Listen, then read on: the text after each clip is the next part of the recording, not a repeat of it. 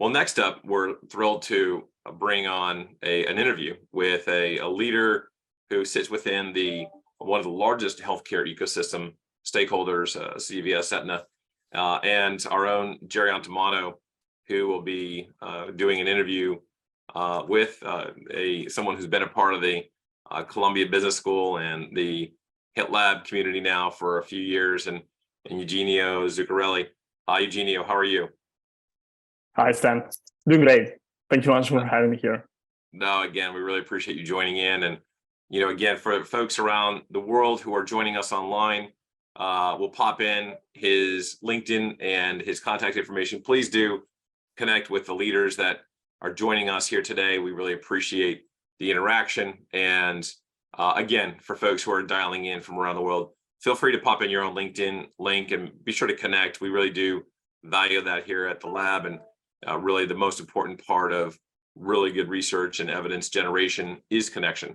So we value that most of all. But again, good to see you, Jerry. Good morning. How are you? Good morning, Stan. Really awesome event yesterday, getting everybody together in New York City, and really thrilled to welcome Eugenio back to the HITLAB stage. Thank you, Jerry. Good to be here. Yeah, no, really wonderful to be able to speak with you again, Eugenio, and welcome everybody this morning. It's great to get off to an amazing start to day 2 of the summit and hearing from all of these wonderful leaders in the morning to get us started for our second day, albeit virtually. And on that note, Eugenio, we'd love to hear about you and your journey. And also let us know where you're dialing in from now that we're virtual for today. So over to you. Thank you. I'm currently in Italy, so it's a bit later in the day than New York City. So it's great to be here remotely from Europe. But yeah, so a bit about me. I'm a data science manager at CVS Health. I'm currently leading a team of data scientists there so that we can try and make the difference in the healthcare spectrum, trying to really use some tools like AI and data science to actually make an impact. And I've been studying across MIT, Harvard, and Imperial College, first working in the UK, very closely with the NHS, and then moving into the US healthcare market, working with CVS specifically on chronic care and how we can manage these conditions. No, wonderful. No, thank you for that brief intro. You've had a diverse background and journey, going from country to country and working with different health systems and stuff. And I'm sure the audience would love to know like the kind of soft skills that you've been able to cultivate over the course of that journey that's helped you land the leadership role that you have today. Well, first of all, I would say that probably soft skills are some of the most important skills in a role, but even more so when we start to get more expertise, even more so in the healthcare spectrum, the healthcare industry. So let's say the more senior I get, the more I realize how people are everything, patients are everything, and how we can better communicate, for instance, with them is really key. I would say probably along 3 axes I always try to work on. First is kind of like understanding the vision that we can share with everyone, with a team that we work with, so that we can better understand what's the mission in a company, specifically like CVS Health. It's a great vision, it's a great mission to try and have a positive impact in people, to try and make their life better. And so being able to see people that work in the team, better understanding that when they wake up every morning is actually something which is meaningful, has a positive impact. It's fantastic. But also being able to communicate this vision. So let's say second, and probably even more important component is being able to actually materialize this vision by being able to communicate effectively with everyone around. And of course, communicating the vision is the first step, but also just being able to communicate sometimes with people that are slightly different than us, might have different backgrounds, might be more technical, maybe like me, or might come from a different type of background. And finally, let's say also just adaptability, because it's always a process, it's always about changing. And I would say that a lot of these soft skills come as we learn a lot, as we learn and fail. And so being able to adapt and be able to change along the way, going maybe from a more technical set of skills, more hard skills, to more soft skills. So it's also a great skill to have. No, I love that. I love that. There's lots of different layers to that message that you've got, with all of those different skills that you need on the soft side, if you like, in terms of getting to those different leadership roles, and also doing the different roles that you have within within your roles that you've got right now, that you're currently fulfilling and stuff. And I love that way that you kind of started to mention some of the hard and tech skills that you need to also have in your toolkit, if you like, to be able to actually serve your jobs and roles within a particular function. And in terms of us being in that digital health space and health tech, how would you say technology can help in that journey of becoming a leader within the space?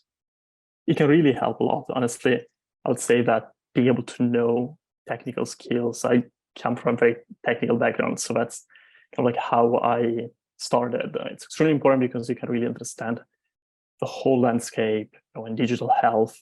And at the beginning, you might have a bit more of a range of expertise, which are very hands-on. You might be able to code or do something pragmatic, especially if you come from a technical background, and then later on adapt those skills. But I would say in general, as a leader, I truly value being able to know the technical components, because it makes me be a better leader in the sense that I can connect more with everyone that's doing the actual job. And at the beginning, I might be able to know how to do things. And then, of course, over the years, things might change. But I would say it's still important to always be hands-on to some extent in a different way, maybe not being able to do things, but still being able to understand what's the landscape on a technical level, so that we can better understand how to both maybe allocate time, prioritize, and also understand the ever-changing landscape of digital health. No, that's terrific. Yeah, combining that human aspect with the tech aspect to really assume that effective leadership role and stuff. And to that note, whether you're working with humans or whether you're working with tech, I'm sure people have lots of different challenges working with either or. And we'd love to hear a little bit about some of the challenges that you've faced so far in your particular leadership role. And like, what have you identified as some of maybe the potential challenges, just in leadership generally, just kind of moving forwards from here? I'd say that's exactly it. How can we be better at intersecting the human component, which is probably the single most important one, together with all of the technologies that we can leverage to actually make the difference? And I'd say my single point of growth and pain point over the years has been exactly how can we take better decisions using what we have available. I'll say years ago, especially in the healthcare sector, we probably didn't have much data to leverage, or much information around. There was not much digitalization, so to say. And so we had to rely on few data points, very little information to take decisions. So a lot of qualitative decisions, so to say. But over the years, we started actually encountering the opposite problem. So too much information. I would say right now, information overload is probably one of the biggest issues. We got dashboards everywhere. We got machine learning and a lot of also expertise, of course. And so it's all about how can we leverage this information, maybe extract a few insights, and then use them to empower the people in charge to actually make the difference. And so I'd say being able to understand how data and information can support decision-making, especially in the healthcare industry, it's extremely important, both for business leaders or more business-focused leaders, but also for clinicians or more clinical-focused leaders there. Yeah, no, I think that's a really important message there, in terms of being able to show leadership no matter what tier, what role you're in, and to just be able to take those different concepts to lead teams at any level within with any organization and stuff. So thank you for sharing that with us, Eugenio. That's some really, really useful information, some really useful advice to the folks listening here. And as we kind of wrap up, Eugenio, it'd be great to kind of hear from your perspective as a last kind of final thought about, major trends that you've seen coming up, especially as we go to the turn of the year in 2023, anything that maybe people should be looking out for, whether it's around leadership or whether it's around anything that you've seen in digital health that's gonna kind of be one of the major changes coming in, at the turn of the year.